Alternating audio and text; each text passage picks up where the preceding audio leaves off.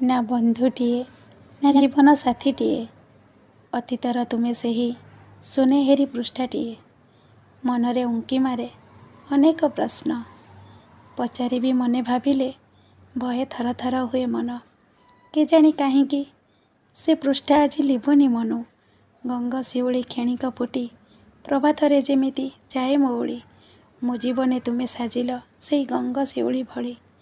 ଗ୍ରୀଷ୍ମ ଋତୁର ସେହି ଶୁଷ୍କ ଚୋରା ବାଲିରେ ବିଜେଇ ଥିଲ ତମେ ପ୍ରେମ ବରସାରେ।